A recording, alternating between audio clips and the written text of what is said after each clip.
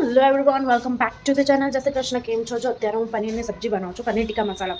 તો ચલો તમારે બતાવો. જો મેં આ સબ્જી માટે વેજીટેબલ્સ કટ કરી લીધા છે.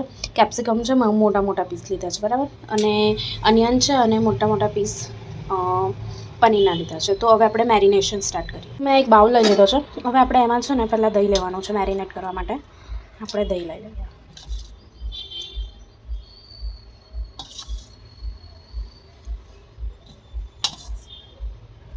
બસ. હવે આપણે આમાં એડ કરીશું બેસન.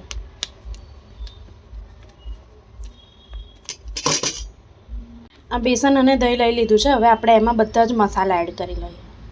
જો આ મેરિનેશન રેડી છે. મેં આમાં છે ને દહીં અને બેસન તો તમે દેખ્યું, એની સાથે આપણા જે રેગ્યુલરના ઘરના મસાલા હિંગ, મરચું, મીઠું, હળદર, ગરમ મસાલો, અને એની જોડે મેં થોડા ધાણા, ફુદીનો અને કસ્તુરી મેથી, બસ એટલું લીધું છે. હવે મેરિનેશન કરીને આપણે બધી સબ્જી એડ કરી લઈએ, મિક્સ કરીને. હવે બધી વેજીટેબલ્સ આપણે એડ કરી લઈએ. અને આપણે હાફ એન અવર જેવું રહેવા દેવાનું છે.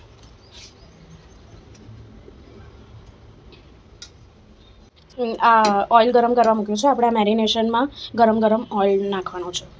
પછી એને આપણે હાફ એન અવરનો ગેપ આપીશું.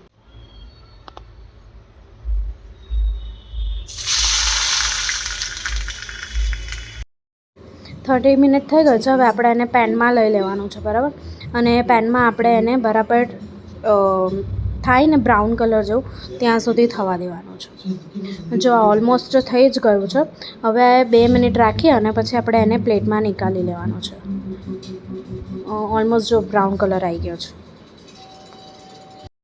જો આ રેડી છે. હવે મેં એક પેનમાં નીકાળી લીધું છે. હવે એ જ પેનમાં મેં તેલ મૂક્યું છે, અને હવે આપણે એનામાં અનિયન સોટે કરવાનું છે. આ આપણે ગ્રેવી બનાવવાની છે.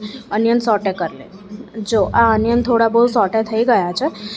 હવે મેં સાઈડમાં 4 ટમેટોની પ્યુરી બનાવી હતી. તો આ પ્યુરી આપણે અંદર એડ કરી લઈએ, અને એને આપણે બરાબર મિક્સ થઈ અને તેલ છૂટે ત્યાં સુધી આપણે એને રહેવા દઈએ. જો આ ગ્રેવીમાં મસાલો કરી લીધો છે. હવે આપણે આ ગ્રેવીને તેલ છોડે ત્યાં સુધી થવા દઈએ. જો આ ગ્રેવી ઓલમોસ્ટ રેડી છે. આ થોડી પાતળી લાગતી હશે પણ તમારે, કારણ કે પછી આપણે અંદર એડ કરીશું ને, આમાં બેસન હતું એટલે એડ કરીશું ને એટલે ઓટોમેટિક એ થીક થઈ જશે. જે થોડું તેલ છૂટે ત્યાં સુધી આપણે વેઇટ કરીએ. જો ગ્રેવી રેડી છે. હવે આપણે જે પનીર ટીકા બનાવ્યા હતા ને એની અંદર એડ કરી લઈએ.